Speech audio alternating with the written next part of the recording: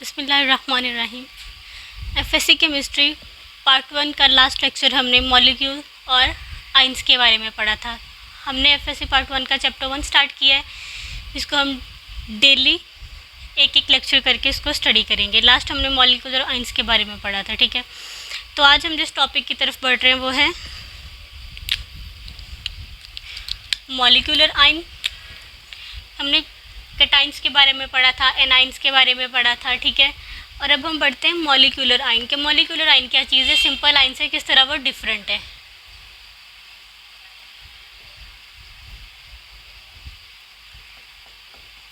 Molecular आइन, ठीक है।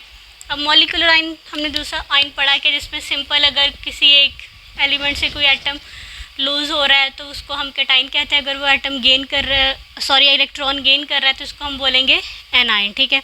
अब मॉलिक्यूलर आइन कैसे बनता है, व्हेन द लॉस और gain of an electron from a molecule, ठीक है। The ion formed by the loss or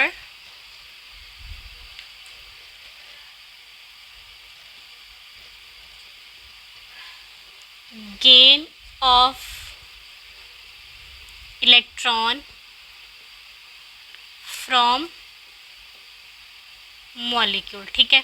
कि जब किसी मॉलिक्यूल से किसी भी इलेक्ट्रॉन का लॉस होता है या फिर वो इलेक्ट्रॉन गेन करता है तो उसको हम क्या कह देते हैं, मॉलिक्यूलर आयन, ठीक है। लेट सपोज हमारे पास है, इसकी एग्जांपल हम देख लेते हैं, CH4 positive, CO positive, N2 positive, ठीक है। ये हमारे पास है एग्जांपल। अगर हम अबंडेंस की बात करें, जो मॉलिक्यूलर कैटाइन है वो ज़्यादा प्रेजेंट होते हैं as compare to molecular anion, ठीक है। जो कैटायनिक मॉलिक्यूल है हमारे पास ज़्यादा प्रेजेंट होंगे। Cationic molecular ion are more abundant than anionic molecular ions, ठीक है। तो ऑर्गेनिक केमिस्ट्री में हमारे पास मोस्टली अगर हम बात करें तो जो कैटायनिक मॉलिक्यूलर आइंस है वो ज़्यादा अबंडेंट होते हैं as compare to anionic molecular ions, ठीक है। तो इसको कैसे जनरेट किया जाता है, these ions can be generated by passing high energy electron beam और पार्टिकल्स थ्रू अ गैस, ठीक है। एक गैस के थ्रू हम इलेक्ट्रॉन की हाई एनर्जी बीम को पास करते हैं जो कि उसको आइंस में कन्वर्ट कर देती है। अब हम नेक्स्ट टॉपिक की तरफ बढ़ते हैं, which is relative atomic mass.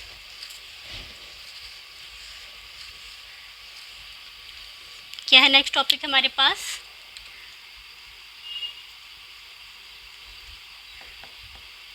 Relative atomic मास, ठीक है। रिलेटिव एटॉमिक मास के बारे में हमने पढ़ना है अब। तो रिलेटिव एटॉमिक मास क्या है हमारे पास, the mass of an atom of an element, कि किसी भी एलिमेंट के एटम का mass as compare to the mass of an atom of carbon taken as 12 is called relative atomic mass. अब रिलेटिव का क्या मतलब है, जिसमें हम कंपैरिजन करते हैं, ठीक है। कंपैरिजन हम करेंगे इसमें से किसके साथ करेंगे, कार्बन 12 के साथ, ठीक है। क्योंकि कार्बन का हमारे पास क्या होता है, मास 12 होता है। तो किसी भी एलिमेंट का एटम का मास जो हम कंपेयर करेंगे कार्बन के एटम के मास के साथ इस कॉल्ड रिलेटिव एटॉमिक मास, ठीक है। तो जो हम यूनिट इसके लिए यूज़ करेंगे वो क्या होगा, एटॉमिक मास यूनिट, एटॉमिक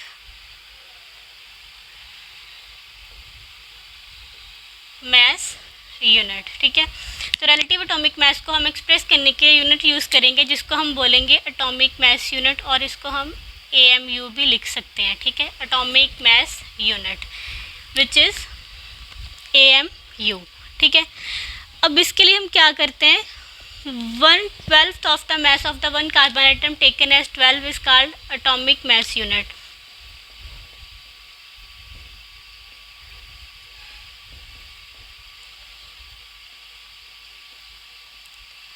अब लेट्स सपोज हमें कोई भी किसी भी कंपाउंड का मास फाइंड आउट करना है, तो इसके लिए हमारे पास कोई प्रॉपर स्केल नहीं है, तो हम स्केल के तौर पर किसको हम स्टैंडर्ड रख लेंगे, कार्बन 12 को। किसको रख लेंगे स्टैंडर्ड, कार्बन 12 को। तो जितने भी एटॉमिक मासेस होंगे एलिमेंट्स के, एटम्स के, इसके साथ कंपेयर करते जाएंगे, ठीक है। On carbon 12 scale the relative atomic mass C is 12 AMU which is atomic mass unit, and the relative atomic mass of hydrogen is 1.0078 AMU, ठीक है। अगर हम हाइड्रोजन की बात करें इसके कंपैरिजन में, तो हाइड्रोजन का हमारे पास क्या एटॉमिक मास यूनिट है, 1.0078 AMU, ठीक है, कार्बन 12 के साथ कंपैरिजन में, ठीक है। हम देखते हैं ऐसा हम क्यों करते हैं। The masses of atom are extremely small, के जो एटम्स के मैस होते हैं वो बहुत ज़्यादा स्मॉल होते हैं। We don't have any balance to waste such an extremely small mass, that is why we use the relative atomic mass unit scale, क्योंकि हमारे पास एटम बहुत स्मॉल इन साइज होते हैं, एटम्स स्मॉल इन साइज, ठीक है। तो atoms का जो साइज़ होता है बहुत स्मॉल होता है, तो इसके लिए हमारे पास कोई एक स्पेसिफिक स्केल नहीं जिसकी वजह से हम उसके साइज़ के बारे में फाइंड आउट कर सके। तो उसके लिए हमने एक स्टैंडर्ड सेट कर दिया विच इज़ कार्बन 12, इसको हम कहते हैं रिलेटिव एटॉमिक मास, के किसी दूसरे एटम का मास कार्बन 12 के साथ कंपैरिजन करके हमने देखना है कि उससे कम है या ज़्यादा है। अब अगर बात करें ऑक्सीजन की, ऑक्सीजन का हमारे पास क्या रिलेटिव एटॉमिक मास है, 15.9994 AMU, ठीक है। इसको हम 16 भी लिख सकते हैं विच इज़ नॉट रॉन्ग, ठीक है। अगर हम बात करें नियॉन की, तो नियॉन का हमारे पास है 20.1797 AMU as compare to carbon 12, ठीक है।